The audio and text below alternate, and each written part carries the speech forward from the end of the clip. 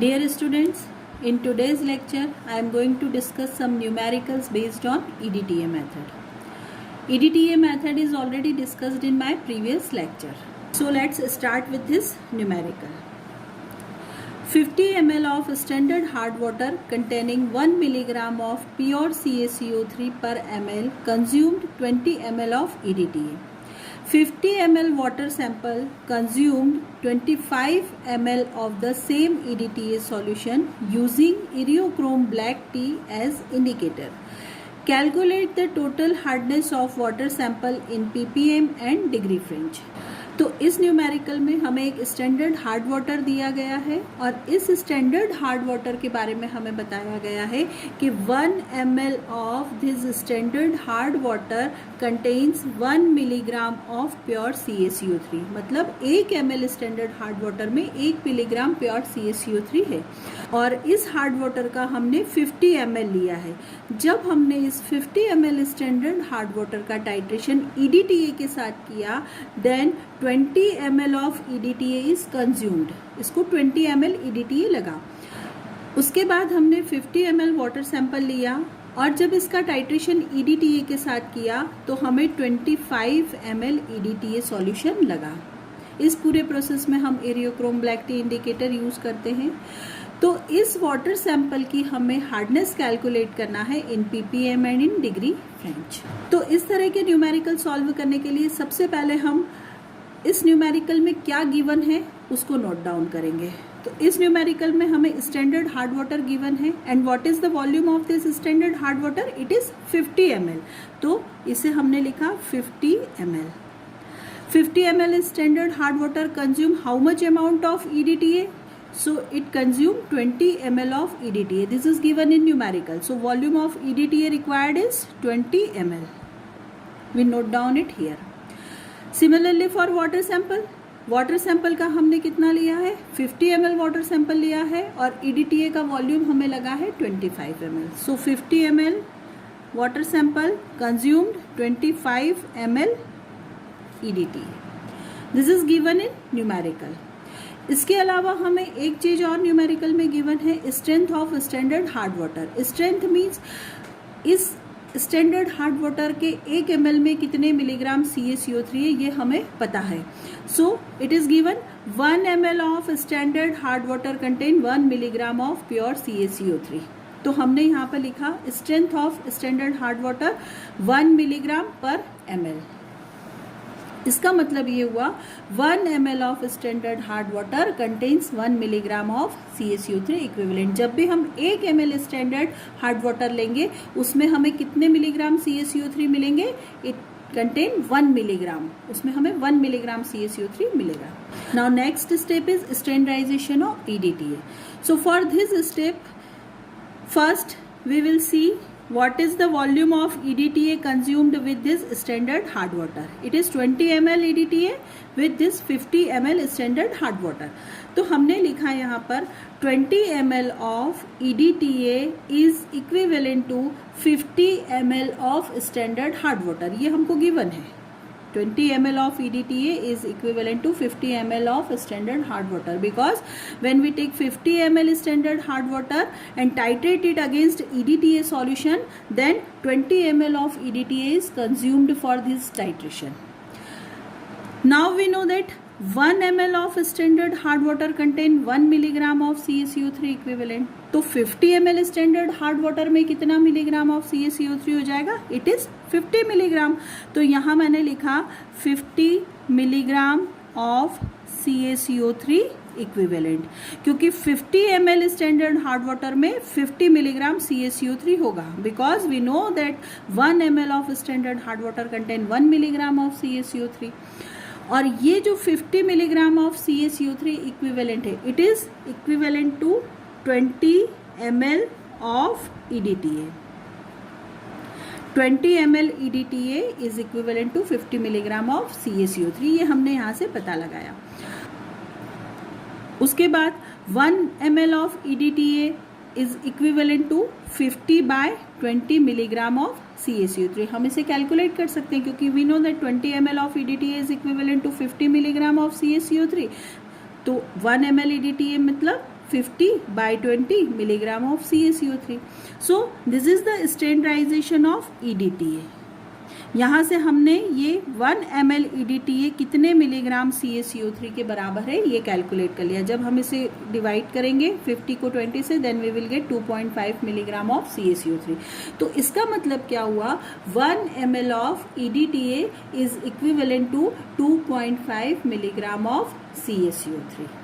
So this is the standardization of EDTA. क्योंकि जैसे हमें स्टैंडर्ड हार्ड वाटर के बारे में पता था, 1 ml of standard hard water contain 1 milligram of CaCO3 equivalent. Now we know that 1 ml of EDTA contains 2.5 milligram of CaCO3 equivalent. Now next step is determination of total hardness. We have to determine total hardness of given water sample. तो water sample का कितना amount हमने लिया है, water sample का जो amount है 50 ml. और जब हमने 50 ml वाटर सैंपल को EDTA के साथ टाइट्रेट किया था तो उसके साथ हमें 25 ml EDTA सॉल्यूशन रिक्वायर्ड हुआ था. सो 50 ml of water sample is equivalent to 25 ml of EDTA, or we can say 50 ml water sample consume 25 ml of EDTA. And from first step we know that 1 ml of EDTA is equivalent to 2.5 milligram of CaCO3. तो हम 25 ml EDTA कितने milligram CaCO3 के बराबर होगा इसे calculate कर सकते हैं. तो 25 ml of EDTA is equivalent to 25 into 2.5 milligram of CaCO3. क्योंकि 1 ml EDTA मतलब 2.5 मिलीग्राम, तो 25 ml EDTA मतलब 25 into 2.5 milligram of CaCO3. And this is equivalent to 50 ml water sample. यहाँ से जो भी हमको मिलीग्राम ऑफ CaCO3 मिला है ये किसके बराबर, 50 ml वाटर सैंपल के बराबर है. So what it means, 50 ml of water sample contains 25 into 2.5 milligram of CaCO3 equivalent. Fine. Now we can calculate 1 ml water sample contains how much milligram of CaCO3. तो 1 ml water sample में ये कितना हो जाएगा, 25 into 2.5 milligram of CaCO3 upon 50. 25 into 2.5 upon 50. तो ये milligram of CaCO3 किस में प्रेजेंट होगा, 1 ml वाटर सैंपल में प्रेजेंट होगा. इसके बाद हम 1000 ml में भी इसे कैलकुलेट कर सकते हैं. सो 1000 ml water sample contains 25 into 2.5 upon 50 into 1000 milligram of CaCO3 equivalent. इसे जब हम कैलकुलेट करेंगे तो हमें मिलेगा 1250 milligram of CaCO3 equivalent. And this 1250 milligram of CaCO3 equivalent is present in 1000 ml of water, and 1000 ml of water means 1 liter water. So 1250 milligram of CaCO3 equivalent is present in 1 liter of water. तो हमें जब भी किसी water sample की hardness बतानी होती है तो हम उसमें बताते हैं कि कितने मिलीग्राम CaCO3 इक्विवेलेंट उसके 1 लीटर में प्रेजेंट है. तो यहाँ पर हमने कैलकुलेट किया 1250 milligram of CaCO3 equivalent is present in 1 litre of water sample. So this is the total hardness of this water sample, and this is the answer for this exercise. So 1250 milligram per liter. Now we have to calculate this 1250 milligram per liter into degree French also. So 1 milligram per liter is equal to 0.1 degree French. तो इस relation की help से हम इस milligram per litre को degree French में convert कर सकते हैं. So it is 1250 into 0.1 degree French, और it is 125 degree French. So this is the answer in degree French. This is the answer in milligram per liter. Now we will take next question. So in this numerical, we have to calculate hardness of a water sample. And what is given?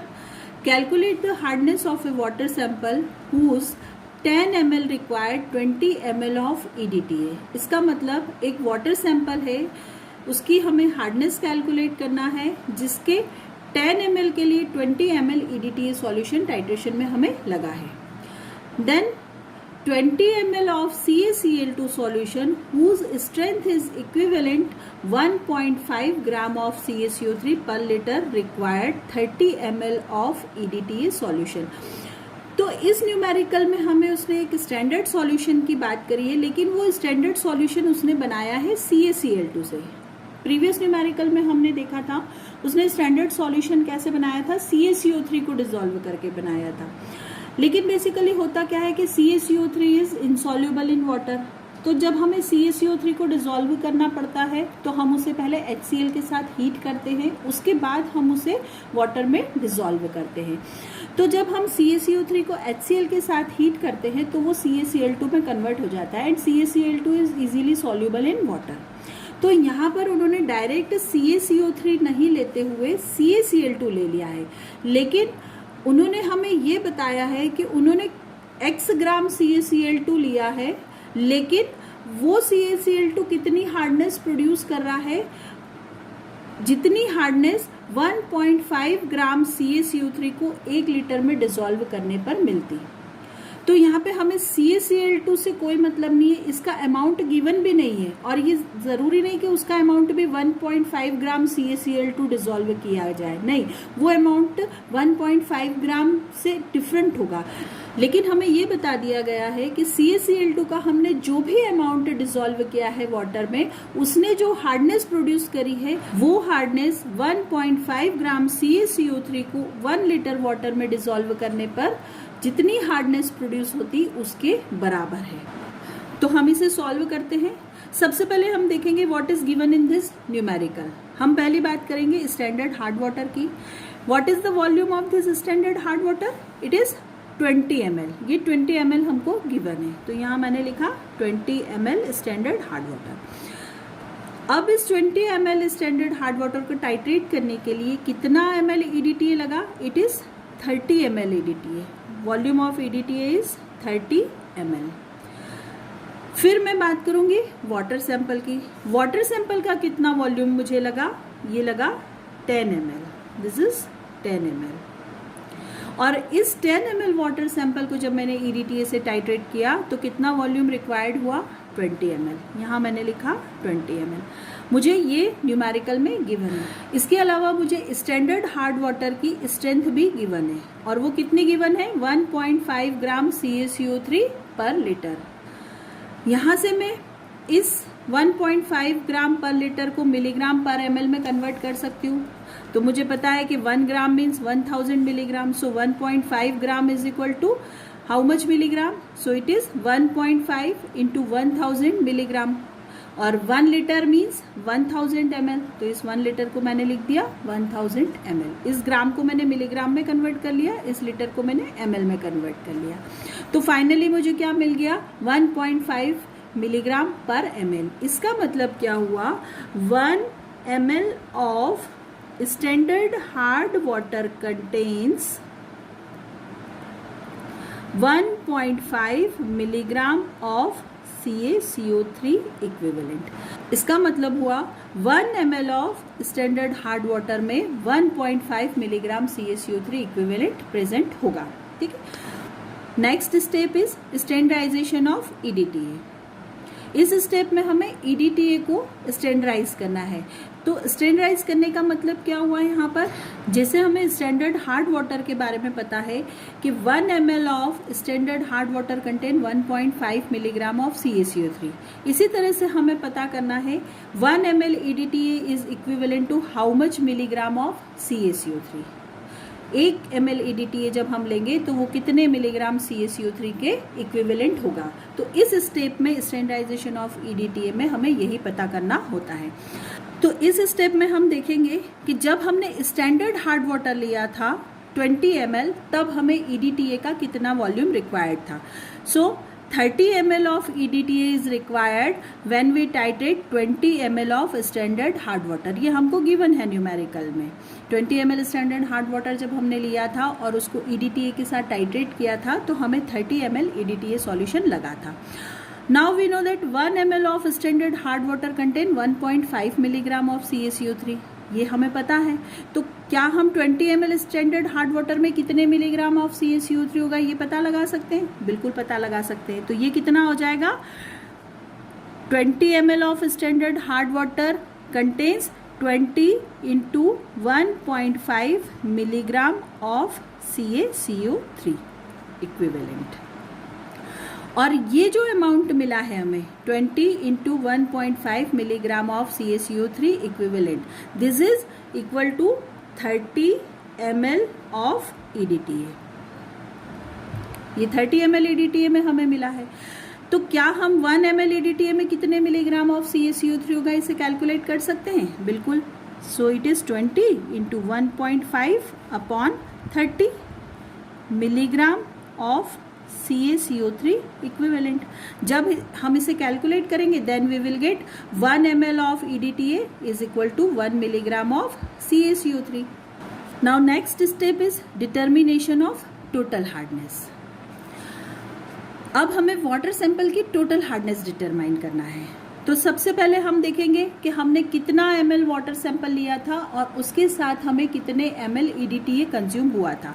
तो numerical में हमें given है कि हमने 10 ml water sample लिया था और उसके साथ हमें 20 ml EDTA लगा था। So 10 ml of water sample is equivalent to 20 ml of EDTA। और स्टैंडर्डाइजेशन स्टेप से हमें ये पता चल गया है कि 1 ml EDTA is equivalent to 1 milligram of CaCO3। So we can calculate 20 ml of EDTA is equivalent to how much milligram of CaCO3? So it is 20 milligram of CaCO3। 1 ml EDTA में 1 milligram CaCO3 है तो 20 ml में 20 milligram CaCO3 आएगा। तो ये हमें पता लग गया यहाँ से। और ये जो अमाउंट आया है 20 milligram of CaCO3, this is equal to 10 ml of water sample, means 10 ml water sample contains 20 milligram of CaCO3 equivalent। Now we can calculate for 1 ml। तो 1 ml water sample is equal to 20 by 10 milligram of CaCO3। 1 ml के लिए calculate हो गया तो we can calculate for 1000 ml also. So 1000 ml of water sample is equal to 20 by 10 into 1000 milligram of CaCO3। और यहाँ से जब हम इसे कैलकुलेट करेंगे then we will get 2000 milligram of CaCO3 equivalent. So this 2000 milligram of CaCO3 equivalent is present in 1000 ml of water sample. 1000 ml मतलब 1 litre. तो यहाँ से मुझे ये पता चला कि ये जो गिवन वाटर सैंपल है इसके 1 लीटर में 2000 milligram of CaCO3 equivalent present है।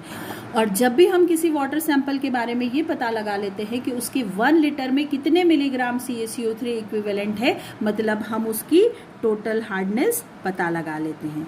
सो this is 2000 milligram per litre, this is the total hardness of water sample. इस तरह के न्यूमेरिकल को सॉल्व करने के लिए हम नॉर्मलिटी कंसेप्ट भी यूज़ कर सकते हैं। तो जब हम इस तरह के न्यूमेरिकल नॉर्मलिटी कंसेप्ट से सॉल्व करेंगे तो उसमें सबसे पहले हमें देखना होगा strength of standard hard water. तो यहाँ पर न्यूमेरिकल में हमें गिवन है whose strength is equivalent to 1.5 gram of CaCO3 पर लीटर। मतलब ये जो 1.5 ग्राम CaCO3 पर लीटर दिया गया है this is the strength of standard hard water. तो यहाँ हम बताएंगे जो स्टैंडर्ड हार्ड वाटर है उसकी स्ट्रेंथ क्या हुई 1.5 ग्राम CaCO3 पर लीटर। अब हमें एक फॉर्मूला पता होता है strength is equal to normality into equivalent weight. यहाँ पे स्ट्रेंथ किसकी है CaCO3 की। Strength of CaCO3 is equal to normality into equivalent weight of CaCO3 हम यहाँ पर लेंगे। जिसकी स्ट्रेंथ हम फाइंड आउट करते हैं उसी का इक्विवेलेंट वेट यहाँ पर हम लेते हैं। तो यहाँ से हम नॉर्मेलिटी फाइंड आउट करेंगे. So normality is equal to 1.5 upon 50 because 50 is the equivalent weight of CaCO3 and strength is given 1.5 gram. So normality is equal to 1.5 upon 50. तो फाइनल मेरे पास नॉर्मेलिटी आई 1.5 अपॉन 50. तो ये जो स्टैंडर्ड हार्ड वाटर है इसकी normality ये आएगी 1.5 upon 50. इसे मैं अभी सॉल्व नहीं कर रही हूँ, इसे ऐसा ही रख रही हूँ 1.5 अपॉन 50 नॉर्मल. उसके बाद इस नॉर्मेलिटी की हेल्प से अब मैं क्या करूँगी, EDTA का स्टैंडर्डाइजेशन करूँगी. तो इसके लिए हम फॉर्मूला लगाते हैं N1V1 is equal to N2V2. N1 is the normality of standard hard water, V1 is the volume of standard hard water, N2 is the normality of EDTA, V2 is the volume of EDTA required with this standard hard water. Standard hard water के साथ जब हमने titrate किया तो EDTA का कितना volume हमें required हुआ, वो है V2. तो नॉर्मेलिटी स्टैंडर्ड हार्ड वाटर की कितनी है, इट इज़ 1.5 अपॉन 50. तो मैंने लिखा 1.5 upon 50 into V1 is the volume of standard hard water. तो स्टैंडर्ड हार्ड वाटर का वॉल्यूम हमने न्यूमेरिकल में दिया गया है 20 ml. तो यहाँ मैंने लिखा 20. Now N2 is the normality of EDTA and it is unknown, ये हमें फाइंड आउट करना है तो इसे मैंने N2 ही लिख दिया. और V2 वॉल्यूम है EDTA का जो हमें स्टैंडर्ड हार्ड वाटर को टाइट्रेट करने के लिए लगा. तो it is given in numerical, it is 30 ml. यहाँ से इसे सॉल्व करके मैं N2 फाइंड आउट करूंगी. तो N2 इज इक्वल टू कितना हो जाएगा 1.5 अपॉन 50 इंटू 20 बाय 30. इसे मैंने लिखा यहाँ पे. जब मैं इसे सॉल्व करूंगी तो मुझे मिलेगा N/50. So N/50 is the normality of EDTA solution. ये हो गया स्टैंडर्डाइजेशन ऑफ EDTA, क्योंकि अब मुझे EDTA का कंसंट्रेशन नॉर्मेलिटी की टर्म में पता लग गया. और स्टैंडर्ड सॉल्यूशन वही होते हैं जिनका कंसंट्रेशन चाहे वो नॉर्मेलिटी की टर्म में हो, स्ट्रेंथ की टर्म में हो, किसी भी टर्मिनोलॉजी में हो, पर उसका कंसंट्रेशन हमें नोन होता है. Now next step is for determination of total hardness of water sample. अब मैं फिर से अपना फॉर्मूला यूज करूंगी N2V2 is equal to N3V3. N2 is the normality of EDTA solution, V2 is the volume of EDTA solution, N3 is the normality of water sample and V3 is the volume of water sample. N2 अब मुझे पता चल गई है, मैंने ये standardisation step से यहाँ पर कैलकुलेट कर लिए. सो N2 is the normality of EDTA solution and it is N/50. V2 volume of EDTA, लेकिन EDTA का कौन सा वॉल्यूम है, जो हमें वाटर सैंपल के साथ लगा था. तो वाटर सैंपल के साथ हमें 20 ml EDTA लगा था. N3 वाटर सैंपल की नॉर्मेलिटी है जो कि हमें फाइंड आउट करनी है. और वाटर सैंपल का वॉल्यूम हमें न्यूमेरिकल में गिवन है 10 ml. जब हमने 10 ml वाटर सैंपल को EDTA के साथ टाइट्रेट किया था तब हमें 20 ml EDTA लगा था. तो हमने ये यहाँ पर लिख दिया. यहाँ से हम N3 फाइंड आउट करेंगे. N3 हमने फाइंड आउट किया तो ये आया 2/50. फाइन. तो ये जो N3 आया है this is the normality of water sample. ये वाटर सैंपल की नॉर्मेलिटी आई है. Now we have to find out strength of CaCO3 in water sample because hardness is always expressed in terms of CaCO3 equivalent. क्योंकि हम हमेशा hardness को CaCO3 equivalent की term में express करते हैं, इसीलिए हमें वाटर सैंपल में CaCO3 इक्विवेलेंट निकालना पड़ेगा क्योंकि हमें उसकी हार्डनेस पता लगानी है. हार्डनेस पता लगानी है मतलब उसमें कितने milligram of CaCO3 equivalent present है, यही पता लगाना है. Strength of CaCO3 in water sample is equal to normality of water sample into equivalent weight of CaCO3. तो वाटर सैंपल की नॉर्मेलिटी N3 थी जो कि मैंने अभी कैलकुलेट करी और वो आई थी 2/50 N. Equivalent weight of CaCO3 कितना होता है, इट इज 50. तो यहां से जब मैं इसे कैलकुलेट करूंगी तो ये मेरे पास आएगा 2 ग्राम पर लीटर. क्योंकि जब भी हम इस फॉर्मूले से नॉर्मेलिटी कैलकुलेट करते हैं हमें रिजल्ट मिलता है ग्राम्स पर लीटर में. ठीक है. अब मुझे ये पता है कि मैं हार्डनेस को हमेशा मिलीग्राम पर लीटर में कन्वर्ट करती हूँ. So we can convert this gram per litre into milligram per litre by multiplying this 2 with 1000. So 2 into 1000, now this is milligram per liter. So it is 2000 milligram per liter. This is the total hardness of given water sample. तो यहाँ से भी मुझे result क्या मिला, 2000 milligram per litre. मैंने जो इस मेथड से निकाला था, यूनिटरी मेथड से, उसमें भी मुझे हार्डनेस 2000 मिलीग्राम पर लीटर मिली। नॉर्मलिटी कंसेप्ट से जब मैंने इसे सॉल्व किया तब भी मुझे 2000 मिलीग्राम पर लीटर मिली। तो आप कोई भी मेथड फॉलो कर सकते हैं, रिजल्ट आपका सेम ही आएगा। तो डियर स्टूडेंट्स, अगर आपको मेरा वीडियो पसंद आया हो तो इसे लाइक कीजिएगा, शेयर कीजिएगा और मेरे चैनल को सब्सक्राइब कीजिएगा।